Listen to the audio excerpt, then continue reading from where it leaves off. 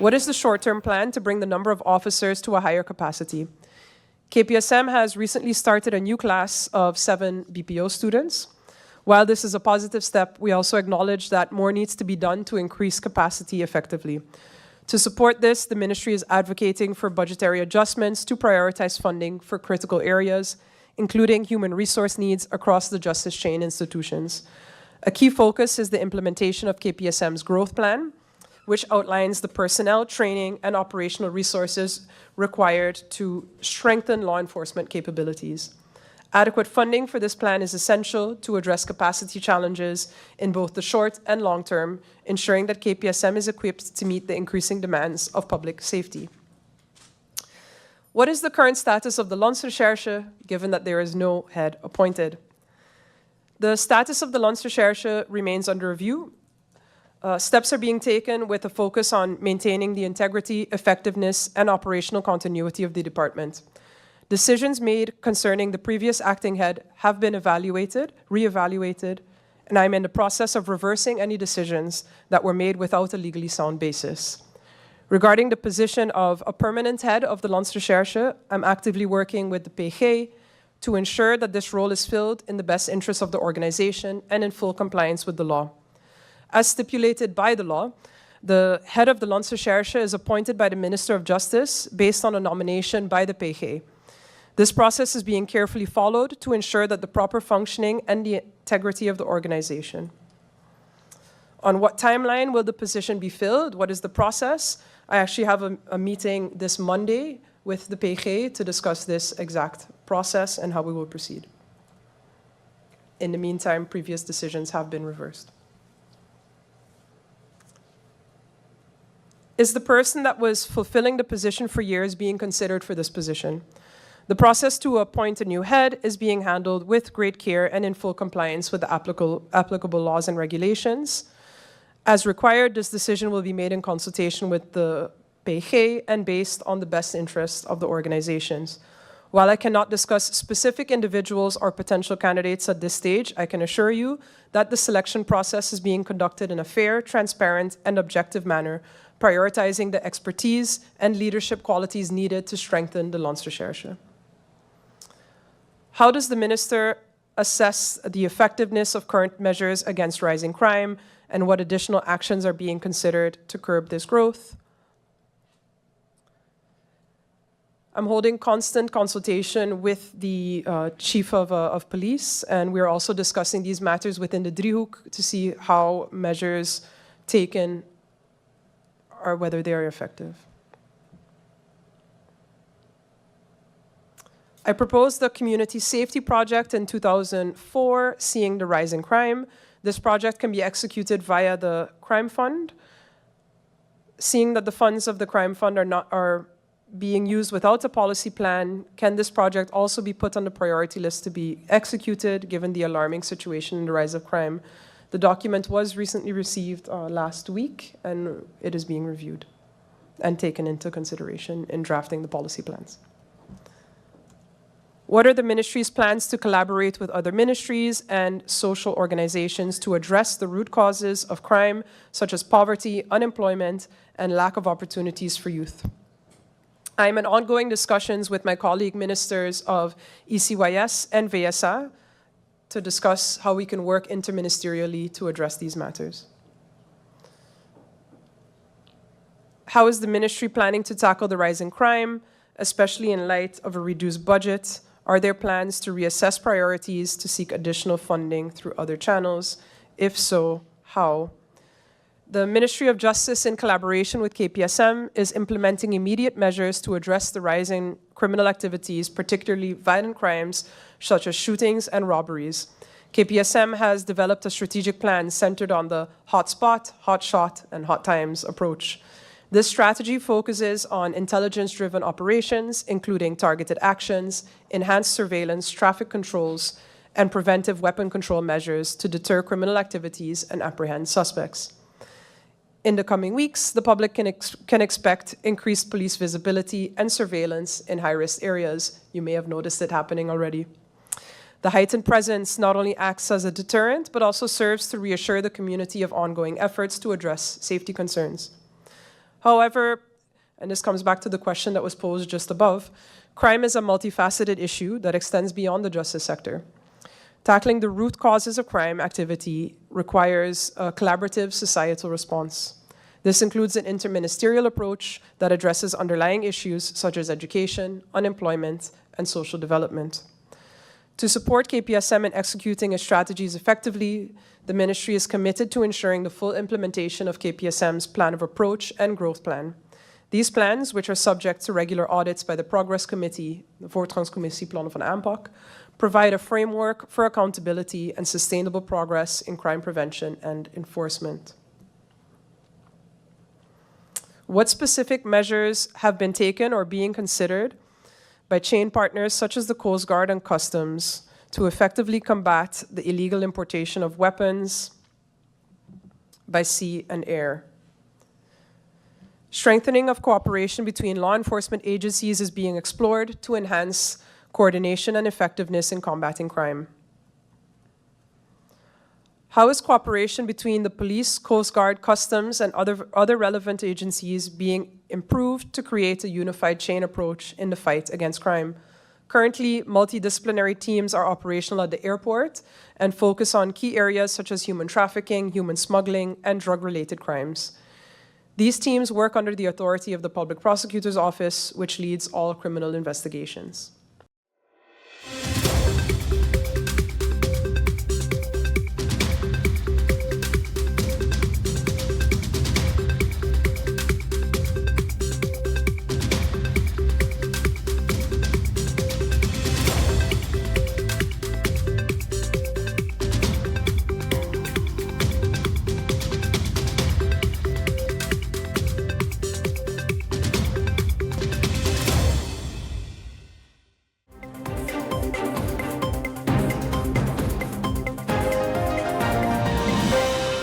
Situation with the detainees, the immigration detainees in the Simpson Bay. I'd like to know if the minister has ever visited that facility herself and if she saw all the mold in that building. So I know definitely according to standards, that would not be acceptable. So that is something that I'd like the minister to actually look into. Then another question concerning enough health care at the House of Detention. The minister stated that she has a hands-off policy. She lets everyone, run their own affairs. But I do believe, through you, Madam Chair Lady, to the minister, that once she hears the members of Parliament asking questions concerning a specific situation, that it literally means that we know something that maybe she doesn't, and she should look into it. So definitely this would not be something that I would say should be a hands-off policy. We have gotten enough complaints from inmates, even in our meeting there, that they were not, or they have the feeling that they're not being taken serious when it comes to illness. Then, to you, Madam Chair Lady, to the minister, what exactly is the difference between a pardon and schorsing? Okay, if the minister could explain that a little more, I would love that. Then I heard all the stipulations concerning the scooter riders, but I have another question. Are these stipulations also in place when the scooters are purchased? So is anyone taking a look at the businesses that are selling scooters? Are they being sold to 18 years and up? Do they have an insurance? Do they have a license? And all the above mentioned. Because, Madam Chair Lady, as I understood, that the insurance companies are not insuring scooters anymore. What is being done, because we've seen over the last couple of years that persons would come here, follow the police, the BPO, the basis police opleiding, and after maybe 2 or 3 years, they would then leave the KPSM. We know that we have a serious shortage. I would like to know what is the strategy, if there is any, of the KPSM as to how that is dealt with. So just to clarify the question, what is being done, let's say, for instance, I know in certain jobs that you would have to, once you follow a course, you'd have to work for the company for 5 or 10 years, whatever is agreed upon. If not, then you would have to pay for the course. What is being done to curb that? Because I find it a bit loss if we invest so much in different candidates and they leave after a short period. If there is anything being done, if not, is it the intention to look into that? Secondly, through you, Madam Chair, I've heard the minister mention in one of the responses with regards to the Lance Recherche. I want to know if I heard it correctly. Is it so that the PG puts out the vacancy and then gives a binding nomination to the minister to approve, or the PG handles the entire recruitment process and the minister is just there to rubber stamp it? Because that's a bit unclear to me. So I would like to know, is a vacancy then put out by the minister/ministry, or is it totally handled by the Procureur-General? I would like some clarity on that point. And if so, has this always been the case, or is this something new? Lastly, Madam Chair, through you to the minister, this ties into the basically police training. Over the last couple of years, we've seen where certain top vacancies within, in particular, KPSM would come into play. And then the issue would be that we don't have locals that are qualified for the position. I would like to know through you, Madam Chair, if the minister could indicate if this is her view or if she feels a sort of a system like this can work. Whereas in the Netherlands, you allow persons to follow police training based on their level. So for instance, if someone finishes MBO, they then follow a HBO politieopleiding, or if they finish HBO, they then follow a WEO politieopleiding, and then they would go definitely straight into whether as a brigadier, as a two stars or whatever have you, based on the particular study. I think that this option should be introduced. I've had over, I think about 2 years discussing this in different forms or fashion. I've always heard why it can't work, but I do think it's a good idea, and it can also provide opportunities for our people that are that have higher studies to be able to participate and contribute to our judicial system. Because what you would have is that persons that have for instance, a Harvard diploma or even an MBO diploma, and they want to follow a police course, they would all fall in one bracket.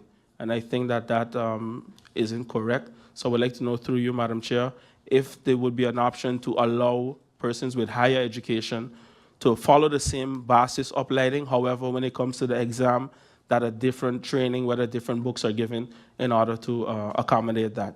I would look forward to the clarity on those points and come back on it. Thank you, Madam Chair, for the opportunity. The first question that I would like to have an answer to, through you, Madam Chair, is who are currently the members of the CCR? Other than that, I now understood that the situation in regards to the interim director of the Lance Recherche has been revoked. Is there currently any litigation ongoing, or has that also, has a mutual understanding been reached? Why I'm asking that, because it would be unfortunate that Country St. Martin will have unnecessary costs in regards to litigation, especially seeing that the minister just mentioned it has been revoked, some pending investigation that was set that was going to take place. Also in regards to the interim prison director, who also has been removed from his position and has been placed back to KPSM, I also understood that there was a investigation ongoing in that regard. Can the Cabinet of the Minister of Justice maybe provide some information in regards to that? Has that also been revoked, or is that case still ongoing? Is there any litigation ongoing in that regard? I would like to also know the situation in regards to the interim prison director. Other than that, I listened to what was brought forward in regards to the capacity issue and also in regards to the different articles that have been mentioned. For example, Article 37 of Book 1 of the Criminal Procedure Code. But my question was more focused on capacity-wise, seeing that there is a capacity issue. I understood what was brought forward, that there's a new prison that is being built, but that prison will be finalized in 2028. So my question specifically is, what will be done temporarily? In past questions that I have asked, the ankle bracelet policy has been brought forward several times, but when I ask what is the current capacity, how much ankle bracelets are there available, I was told it was, if I'm not mistaken, around 20, but then I asked how much are currently being used, and I think, but don't hold me to the number, I think it was like a few, 6 or so, or less than that. So is the ministry looking into making use of the full capacity of the 20, and in what time frame will that happen? And not only that, I refer to the policy that was introduced by the Minister Duncan, if I'm not mistaken, but there was also a policy, and I don't know if it's the same policy, it was referred to as the treintje policy, where depending on the percentage, because I understood the ministry mentioned several percentages, but I do believe, but correct me if I'm wrong, that especially when there is something urgent in regard, such as cell capacity, that the ministry can introduce policies to minimize the cell capacity. So I haven't heard what kind of policy the ministry will be introducing next to what is mentioned in the law, because I do believe that as a Ministry of Justice, you can, through ministeriële beschikking, introduce other policies next to the ankle bracelet policy and next to the early release. And it has been done in the past, so my question is, will that be introduced in the future as well? Because I can remember that, for example, foreigners, if they commit crimes, it can be drug-related, they will be sent home after a few days because of capacity, but locals will not have that because of not being foreign.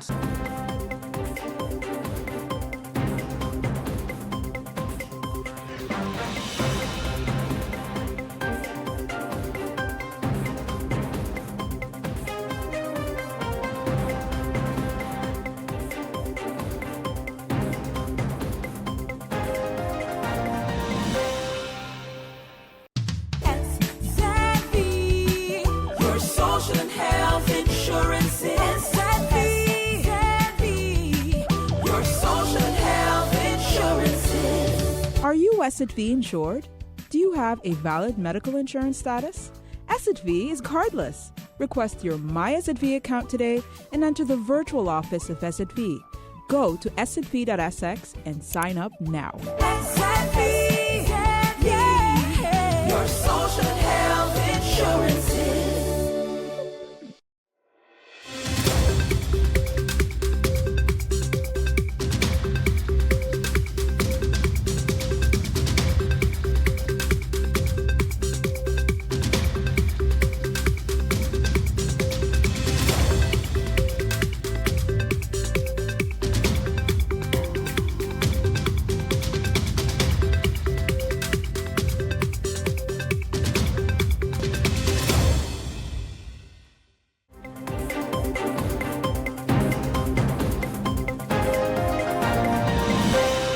I want to also ask Parliament the same question. As Parliament, opened the year pertaining to agriculture, what is Parliament intentions for this 2025 to do about agriculture, animal husbandries, and fisheries?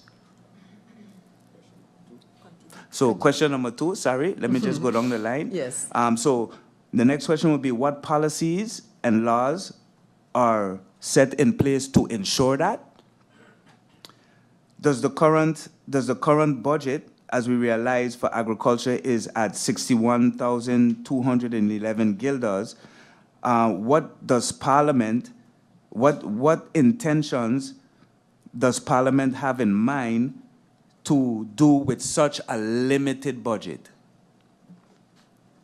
My next question would be, how does Parliament plan to ensure that the legalization of medicinal cannabis, the legalization of medicinal and recreational cannabis be beneficial to the local farmers and small SMEs as originally intended? What is the current status of the Phillipsburg marketplace? And will provisions be set in place to ensure accessibility to local farmers, crafters, and product developers? Last but not least, is government and Parliament willing to work or subsidize an organization to execute agricultural data collection, projects, and inspections? That would be all, Madam Chair Lady. I was quick to press my button to speak because I'm really excited about this topic. I grew up in agriculture, more in animal husbandry. My family still does animal husbandry. And I didn't hear as much about it in the beginning, but I know that later on in the questions it was included. So I wanted to know, like, when we do the state of agriculture, I wanted to know what is the state of animal husbandry? Do we have recognized people who are doing animal husbandry on the Dutch side of St. Martin? And what is the difference, maybe between them and the people who are doing sec agriculture? That's one of my questions. I have a number of questions. One of the first things that I wrote down was communication and cooperation among the agriculturalists.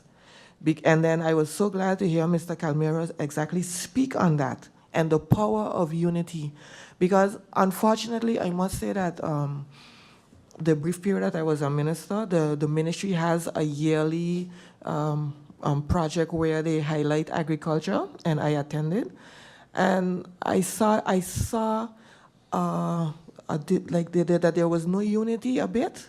So I was a bit disappointed because I would hope that all of you would get together. So this project that you have now with the cooperative, how is it being received by the agriculturalists? Because there are some who have been in this for quite some time. I know back in the early 2000s, I was president of the Small Business Development Foundation, and we did a lot with agriculture. And the people who were there then, I don't see them as much now in the forefront, but they are still around and they are still working. How are we translating or taking over some of the things that were started then and keep that unity and keep moving forward instead of let's say starting over? I just wanted to know, what's the feel in agriculture where that's concerned, working together already? And if you were able to pitch this cooperative to the community, the agriculture community.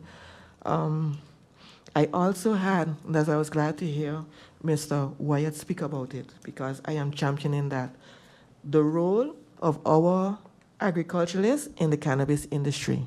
Because my thought on that is, if this is a 30 million industry, and this is something that we are talking about as a country, what is your role? And have you been consulted as one of the stakeholders already? And also, when you're consulted, do you have the, what is necessary to be a part of that industry? So those were some of my questions that I have for you all briefly. When you ask what Parliament is willing to do, I can tell you that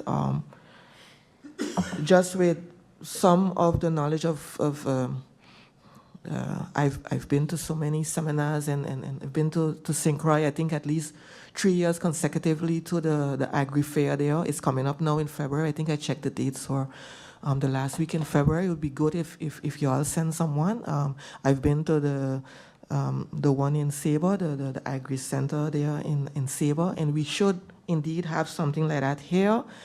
I also worked in economic affairs in the ministry here, and I know that they are actively busy with the agriculture policy, because up until last week, I know that the policy advisor who's working on it, traveled to to get more insight as well to with working on the policy.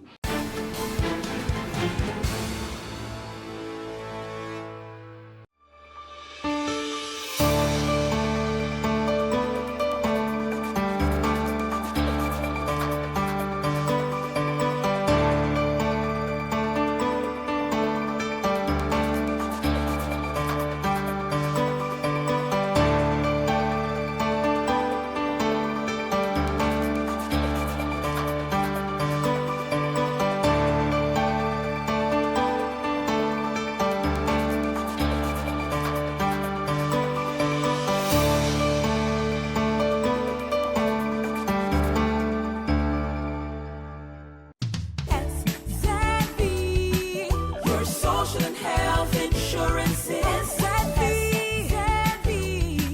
your social and health insurance. Are you SXV insured? Do you have a valid medical insurance status?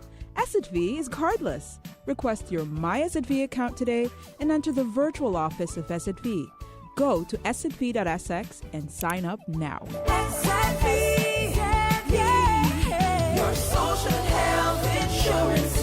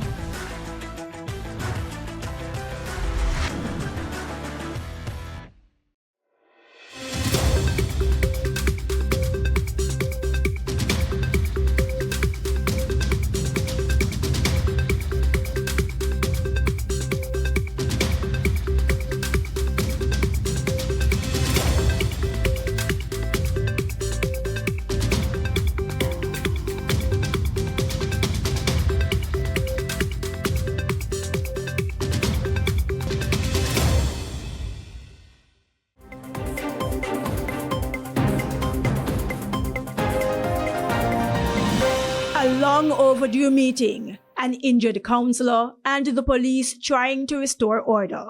This was the scene inside the Gulfview Hotel in Manchester Friday morning, minutes after the scheduled 10 o'clock annual general meeting of the Association of Local Government Authorities of Jamaica, ALGA-J, was called to order.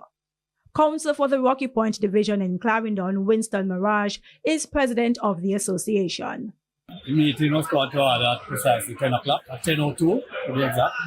And we're going down according to the agenda. Some of the items were cut short because the majority of the meeting did not have any questions. The president's report is a 12-page long thing. I asked them if they wanted me to go through it. They said no, taken as read. The financial report was there. And I asked any questions on the financial report because it was circulated. Everybody had a folder with it. And they said no questions. Majority of the room was there shouting no questions. And the last time we met at this body, it was in 2017. And we have a lot of new councillors here. So we're saying to the president, let us have some conversation about the expenditure of the organization. All that is in the report is just 1 year expenditure, which is 2023, 2024. There's no report, financial report, as far back as 2017 as to how the council's subscription has been spent. But when the ALGA-J president decided to move to the next agenda item, the election of new leadership, pandemonium. Amidst the sea of councillors that quickly flooded the platform where the president was, one of the councillors pulled the microphone from my hand. And in the process of doing so, my hand was bruised and cut. the police were called to try and calm tempers. The meeting was quickly adjourned, and shortly before seeking medical attention, Mr. Mirage relayed his thoughts about the incident. Our PNP members thought to themselves that they would have been outvoted at that time, and so they decided to bring the meeting into chaos. But opposition councillor Sion Barneswell maintains the objections were because of a breach of Clause 6 of the Aga Constitution, which states that at least 21 days prior to the date of a fixed AGM, each charge shall be forwarded by the Secretary a resolution or letters as it relates to what should be on the agenda. Fine, we get the notices. But it went on further to say that a copy of the agenda shall be sent to each council, each municipal corporation at least 5 days before the meeting. while they await word on a new meeting date. I question myself as a local authority, who, of course, at this time prides myself in serving the people. And if this is what we are actually putting forward to people as representatives, as leaders, it is disgraceful. The councillor who snatched the microphone from Mr. Mirage declined our request for a comment. Krista Campbell, TVJ News.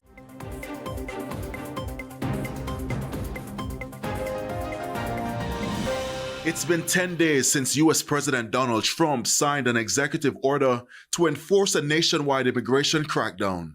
Already, countries like Colombia and Ecuador have received flights with deported migrants. So, on Thursday, when a flight with deportees landed at the Norman Manley International Airport in Kingston, many began to speculate. But Foreign Affairs Minister Kamina Johnson-Smith says the flight is part of routine bilateral immigration exercises with U.S. authorities. While new immigration enforcement measures will result in an increased number of Jamaicans being repatriated, there are several processes involved. The government of Jamaica is actively monitoring the situation and will continue our historically close engagement with U.S. authorities. Members of the public may wish to note, for example, that in continuance of regular monthly arrangements previously in train, the first such scheduled flight for 2025 has arrived in Kingston. Illegal migrants in the U.S. are on edge, so too some Jamaicans locally, who are concerned that an influx of deportees, some of whom may have criminal record, could pose a threat to national security and public safety. The government says the potential threats are being assessed. Persons subject to deportation fall into different categories. Some individuals have been convicted of very serious criminal offenses, including violent crimes, while others may have breached immigration laws but have otherwise been law-abiding residents engaged in productive employment. From a citizen security perspective, as a government, we are particularly concerned about the potential impact of the anticipated increased return of individuals with serious criminal backgrounds. The National Security Council is therefore rigorously assessing associated risks and is actively engaged in formulating strategies to mitigate potential threats to public safety. Meanwhile, opposition leader Mark Golding has responded to the U.S. plans to use remittances as a way of curbing illegal immigration. Florida Governor Ron DeSantis wants to require anyone transferring money abroad or remittances to show proof that they are not an undocumented immigrant.